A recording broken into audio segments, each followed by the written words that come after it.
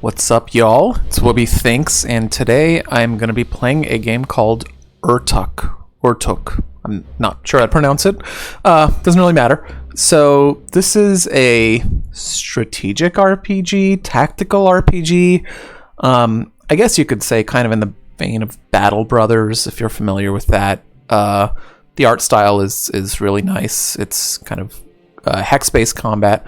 I'm actually going to start a new campaign just because I've talked to a lot of people who play strategic RPGs and they're not that familiar with this, so I figured it would be better to do a video from scratch so y'all could kind of see the intro, what the game is like, etc., etc. So let's dig in. So before you begin, you choose your party. This guy is always named Urtuk, but you can choose his class. I'm just going to choose some random classes. What do I like? Some of these classes I think you have to unlock. You can see there's quite a few. I don't know what weaponsmith and armorsmith are, to be honest. Whatever, let's just choose Blood Knight. These are mutator items, which I will explain to you in a bit. I'm just going to choose 3 random ones right now. Doesn't really matter. Sure. And then what difficulty do I want to do? Let's just do veteran. Or do I want to do adventure? What? Adventure difficulty is an easy afternoon. You need to... This is very confusing. This says adventure difficulty is an easy afternoon. Whatever, we're just going to do veteran. Let's start. No, I'm not going to do Iron Man right now. Let's just show you the game. In a dim prison called the Sanatorium. I will not be able to talk like this the entire time. Far underground, far from the light. The maniacal alchemist performs his experiments on unwilling subjects. Okay, we're done talking like that. Here in this grim cell begins the story of Urtuk. For many years, he was bound to the alchemist's workbench. As you can see, it's kind of a grim fantasy kind of setting. On this day, his fortunes would change. He's going to get out of prison. Spoilers. Eldrick found him in the prison. I brought weapons. Here, take them. Alright. The Sanatorium guards have been summoned. Okay. Now we get into the tutorial.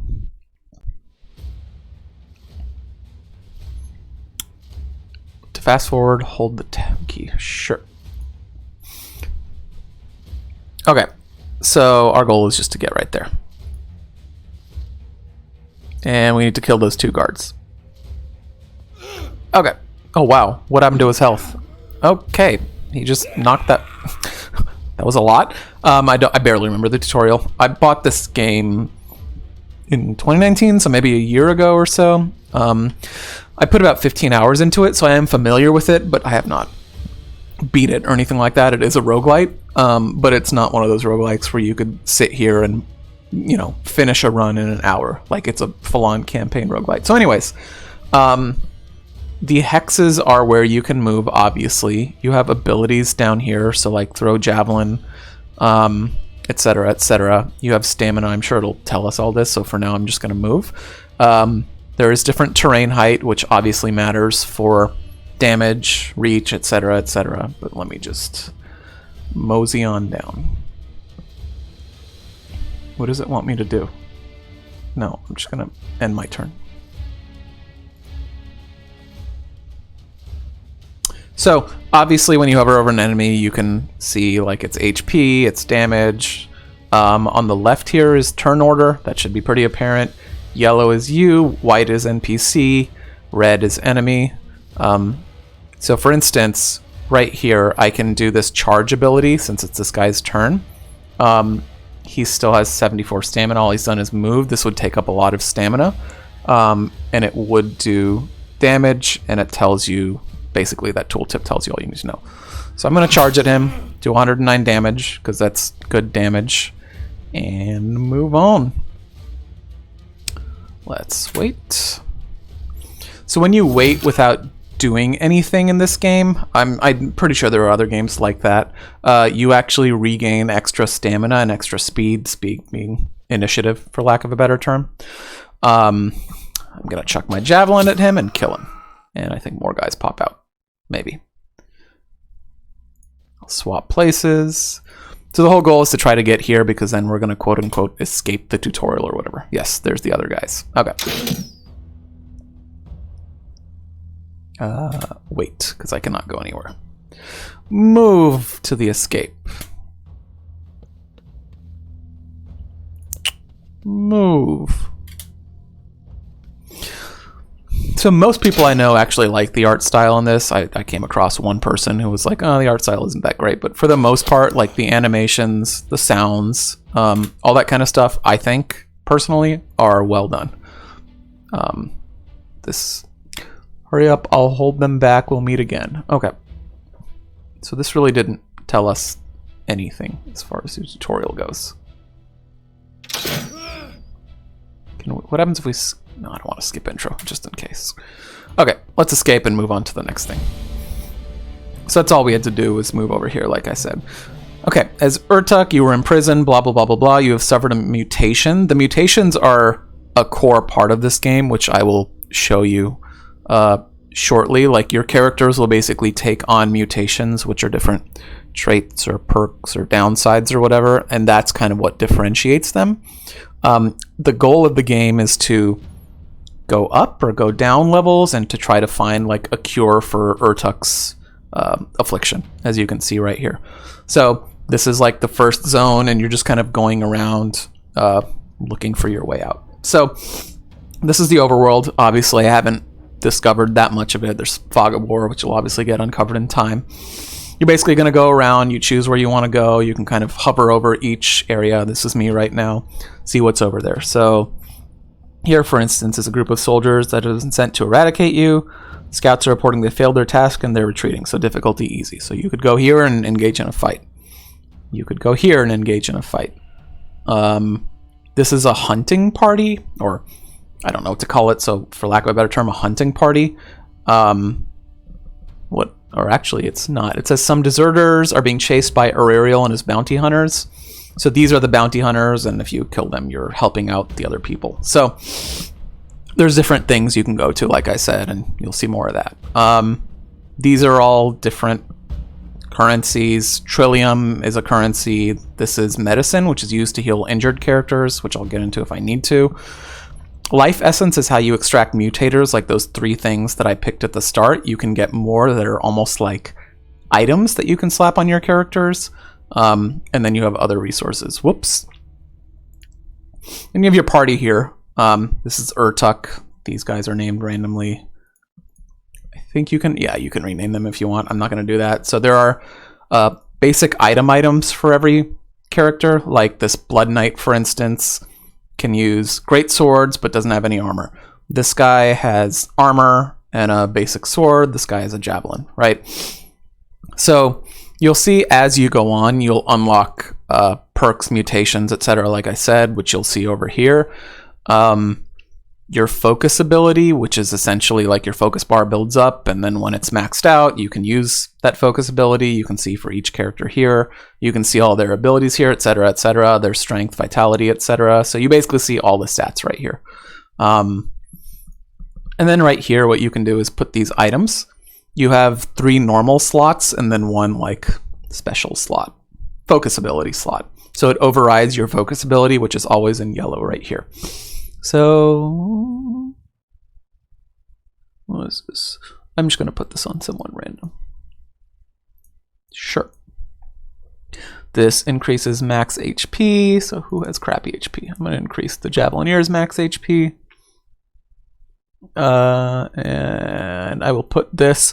There was an ability I used in the little tutorial, I don't know if you noticed it, called Swap, where I basically swapped positions with 2 of my characters, and this lets you do like unlimited swapping, otherwise your turn ends. And then we'll find more people as we go on. So let's engage in a battle. Let's just go here.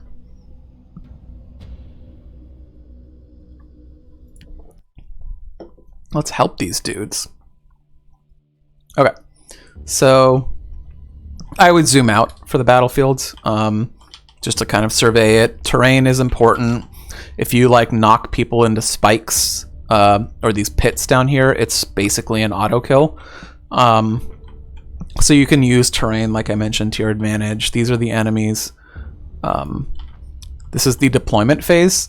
So you're going to deploy characters according to, and they'll act according to the order you see here. So my Javelineer is going to go first, but I don't want him on the front line. So I might put him here. Hello? Okay.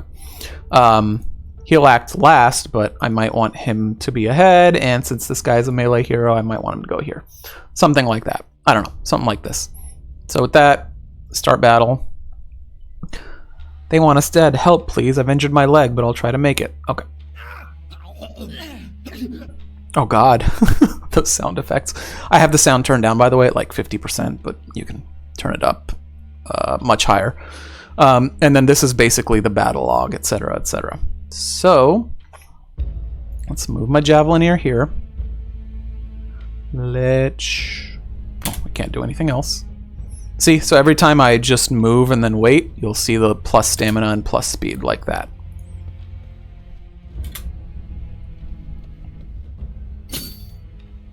So, you see when this guy got damaged, it had that little shield icon. Some characters have armor, and they're going to mitigate damage with that armor, and you can break that armor, and then you'll do full damage. So you can like look at that, like my character here. See how he has his helmet and his shield on the left there? The enemy has to break his armor before they can do full damage, and there are abilities that do extra damage to armor, or like acid that cuts through armor and all sorts of stuff. The other thing to note,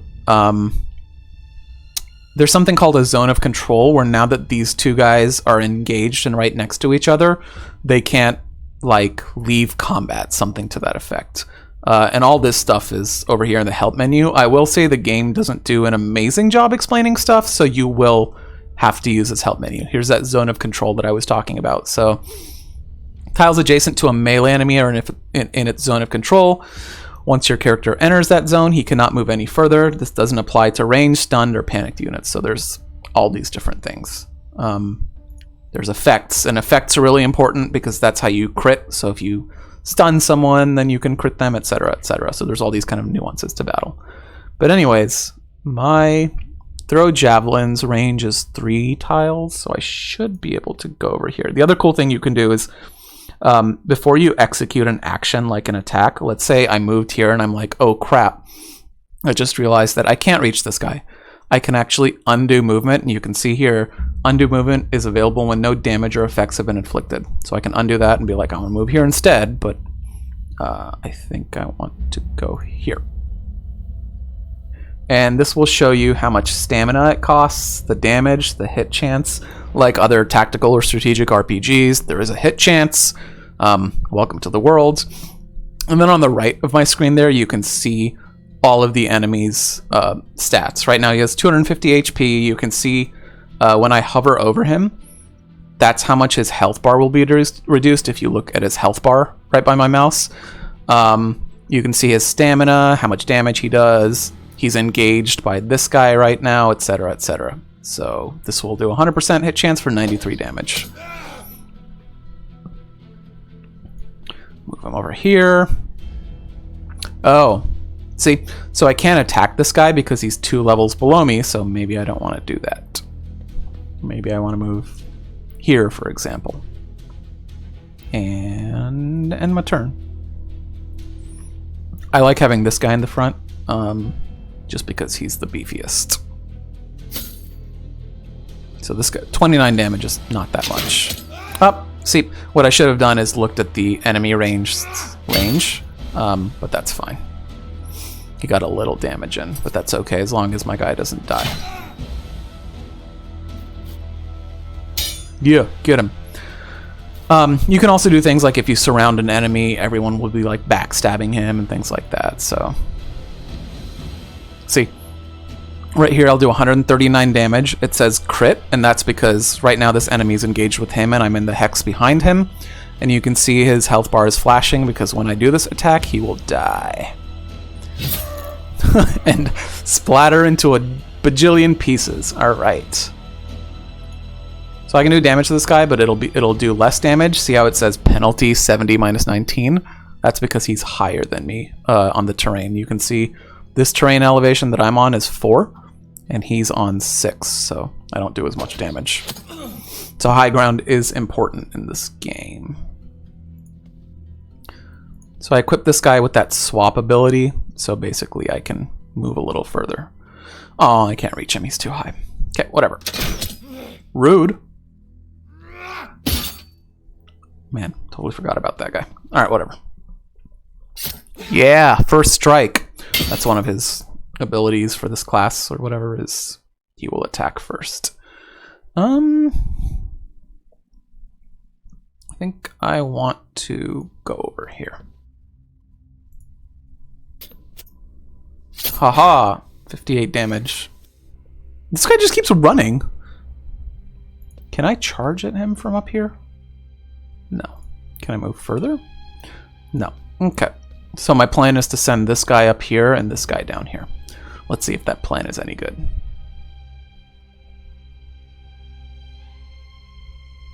So you see how I'm moving? If I hover over this, there's these exclamation points because it's hazardous terrain. This will slow down my initiative. This will actually do damage to me. So I don't want to do that, so I will just stand right here and take a little more damage. It's fine. We'll just go back and forth, back and forth. Yo, you two need to help. You two really need to help. Allies die. Okay, so that right there, see how it says cuirass broken? That little symbol means his armor is broken, and now he's much more vulnerable. So the other thing I knew just from playing this game is this guy has a push ability. So you see this will bash him. This will bash and move my character, so I actually did want to move him. Hello? Bash and move. There you go, because I wanted to shove him into the spikes. And that reduces his speed also. Good work, you've just pushed the enemy into one of your characters. This will trigger the affected ally to retaliate. Okay. Well, he didn't retaliate much, but... Oh, maybe it's because of his stamina that turn, because he has that little symbol. Not sure. Anyways, I desperately want to help this guy. So let's do that. Rude!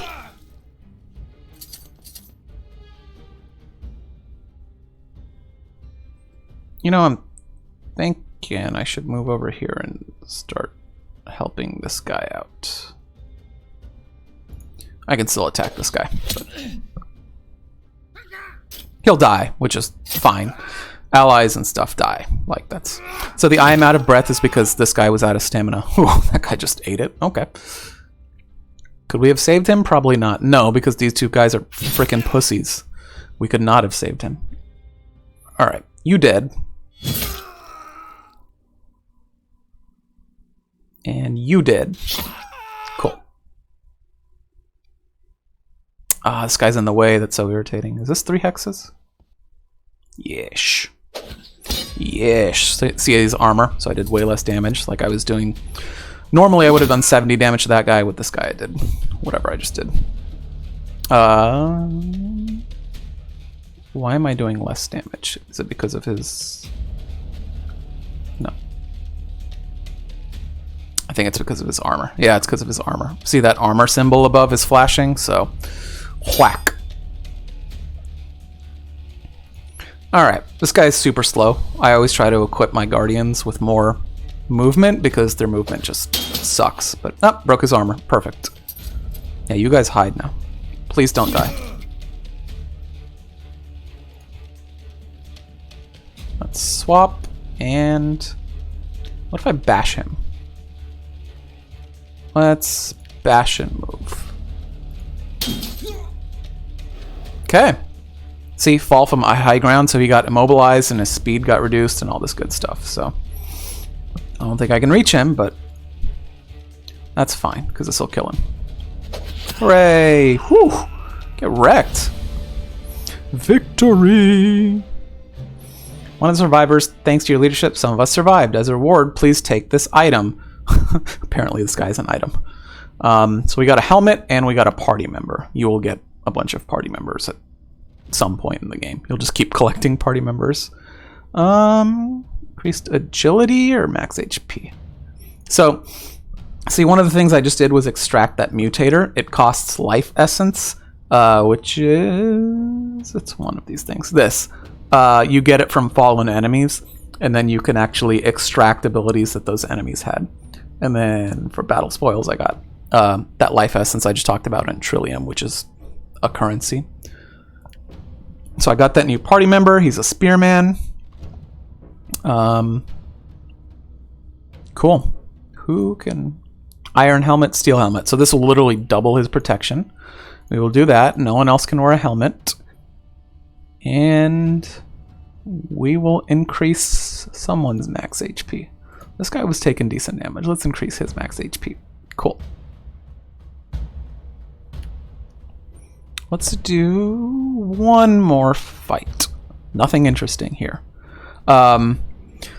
So basically what you do, well, let me explain to you afterwards. Let me do one more fight, just so you can see another fight. Because I will say the biggest pros to this game are, in my opinion, the aesthetics, and then the combat is, I think, very, very entertaining and engaging. I'll be honest, the story is so-so, but if you watch my other videos, you can kind of tell that I'm kind of whatever about a lot of stories, to be honest. It does take a little bit to impress me when it comes to stories. Me, I'm so cool. It takes something to impress me. Put this guy here. Is there anyone else? No, this is the entire battlefield, huh? Okay.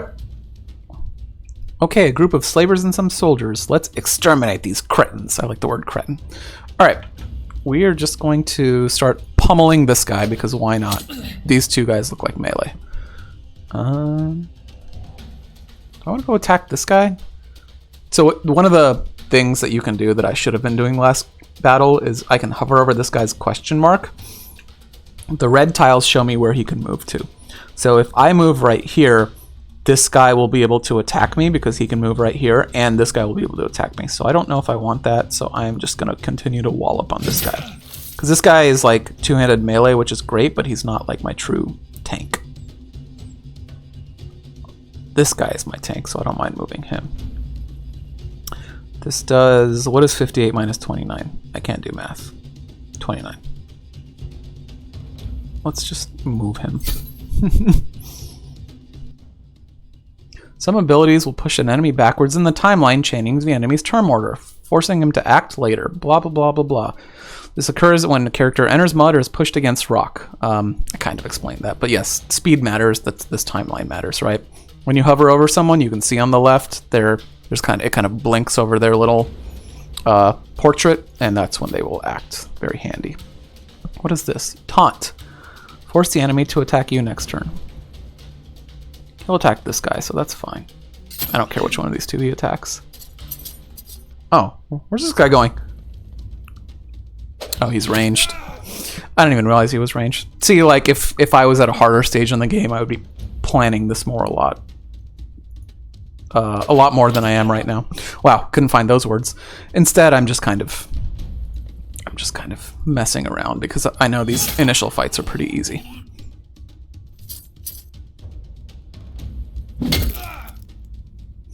Yeah, why don't you walk into all of us as we surround you? Good for you. See, if I could have got to a place where I could have shoved him into one of these rocks, I would have, but I can't, so I won't. But maybe I should shove him over here, because that way this guy won't have to move. I guess that doesn't really matter. But, oh, shit. I shoved him 2 spaces. My bad. Poke. See, he got slowed, and that's why I crit.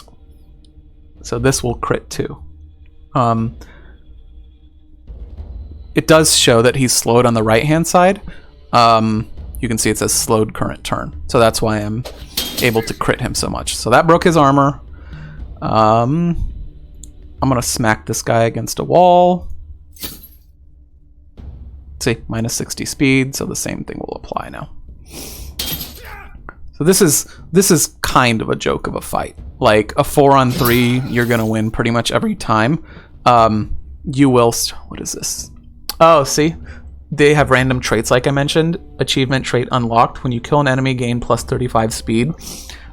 you need 10 times progress to learn, progress 1 out of 10. So when he deals the last blow to an enemy, that's considered 1 point of progress. When he gets to 10, he will unlock this permanently. The trait is called Mass Killer, which is useful. Killing is my sport of choice. Yeah, sure. Okay, this guy has armor, so I'm not going to do a ton of damage to him. That's fine.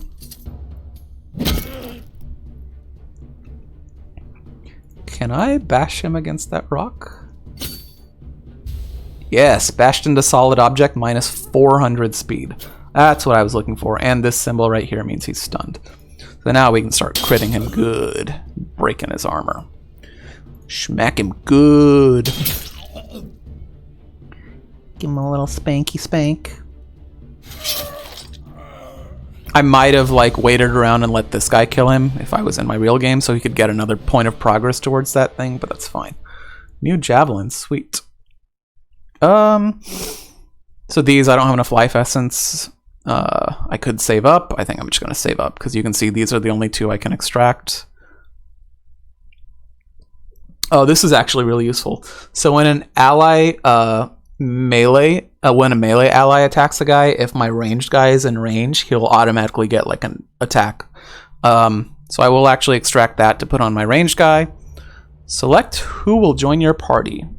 The hunter, the assassin, the priest. Let's go with the hunter. Just because he looks like Cletus the Slack-Jawed Yokel. I hope I couldn't unlock more of them. That would have been a bummer. So, that's a quick look at Urtuk. Here's what I will say about the game after 15 hours. I have had to do a couple, maybe 2, 3, 4 restarts of the game, unfortunately, because every time they've made a major update, or at least a couple times they've made a major update, you have to restart your game from scratch or play on like the older non-updated thing. It is what it is, but I just find that interesting. Like I mentioned, the 2 biggest pros to me are the combat and the visuals. I think the combat is phenomenal. I like this hex-based, turn-based thing a lot. I think it's done smartly. There's some depth to it. It actually is tactical and strategic, which is great. And like I said, I love the visuals. It's very gory, a little dark, visceral. That's all great. What I do wish is a couple things. One, the world just seems kind of... it could use work. Like, I don't feel the world, if that makes sense. I'm just kind of going from location to location, looking for more battles and looking for how to get to the next floor or whatever. So I wish there was a little more to the world map. There isn't as much depth and variety as there is in a lot of other games. Second thing is item and character variety. So all the items start to feel samey, like I see the same mutators over and over and over. Like when I start a new game, I'll see an iron javelin and then I'll always see a silver javelin. So items, at least that I've found, aren't unique. And then what all that leads to is your guys don't feel like unique characters, if that makes sense. Like, to me, this is just a level 1 Blood Knight who could easily be replaced by another level 1 Blood Knight. I feel like there should be a little more character variety, if that makes sense, to truly make them feel unique. I think these are things that the game could do. As it sits right now, I think this is a good to very good game, depending on who you are and what you value in a game. But I actually think this has the potential to be a great game if they worked on some of the variety with the world's items and characters. So it's just some quick thoughts I have about this game. But anyways, this is Urtuk the Desolation. If you're interested in it, it is on Steam. I think it retails for about $20 or $19, something like that. If you're into these sorts of games, or if you've played Battle Brothers and this looks interesting, definitely worth a look. With that, thanks for watching, and I will catch you next time.